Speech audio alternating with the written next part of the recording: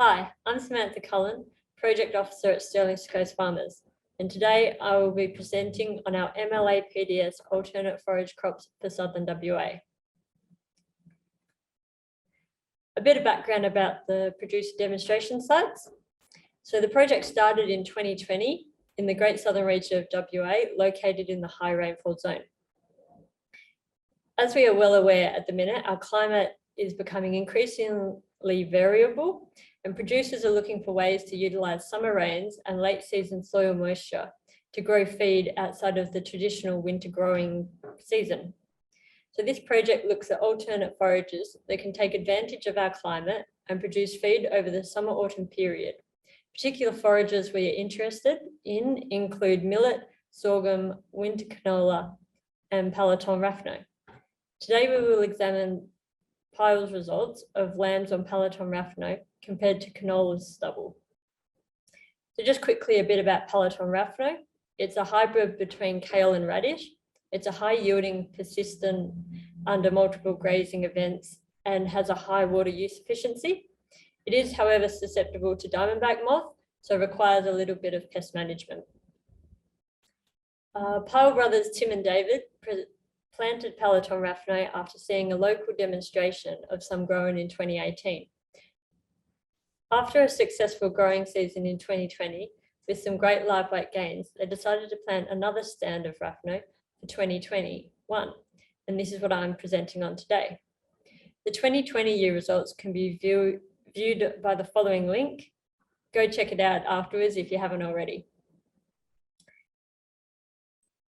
Right, so in preparation for sowing, a knockout spray was used and the paddock was fertilised a couple of weeks before seeding with 120 kilos of K2 extra.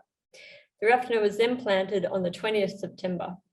A month later, the crop received a diamondback moth spray of 150 ml of a firm with wetter, and then 2 weeks later, 50 litres per hectare of Flexian.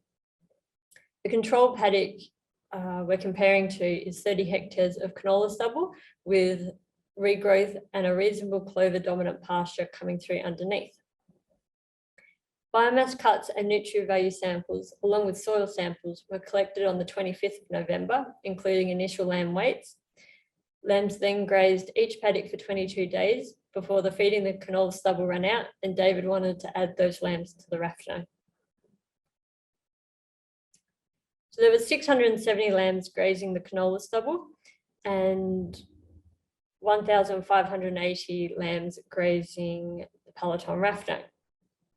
This equated to 22.3 lambs per hectare on the canola and 26.8 lambs on the rafno. David did note that the rafno paddock was understocked and that ideally stocking rate would have been above 30 lambs per hectare. So these photos were taken on the 25th of November, the same day the stock entered. The two paddocks had vastly different available biomasses, with the rafno having 4.05 tonne per hectare, nearly double that of the canola stubble with only 2.54 tonnes per hectare.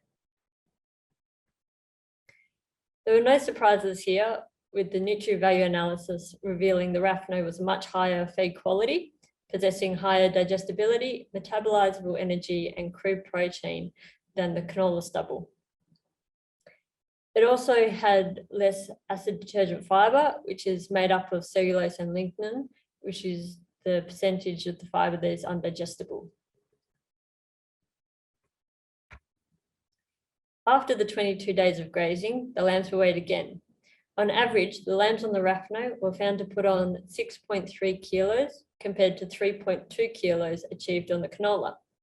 This was nearly double, with the rafno producing an extra 3.1 kilos per head of lamb. This resulted in an average daily gain of 286 grams per head per day on the rafno and 145 grams per head per day on the canola. At the completion of grazing, there was still plenty of biomass available in the rafno paddock. The 59 hectares of rafno continued to support all the lambs at the stocking rate of 38 lambs per hectare for over 2 weeks. This led to 2/3 of the lambs being ready to be sold at the start of January. This grazing pressure also removed all of the leaf area from the rafno. So 8 weeks on, David reported that the RAFNO is looking good, with only receiving 19 mil for January and Feb. It has recovered to a foot tall with blanket coverage, and he plans to get another grazing off it in mid-March. I would like to acknowledge that this PDF is funded by MLA and thank David and Tim Pyle for their collaboration with this project.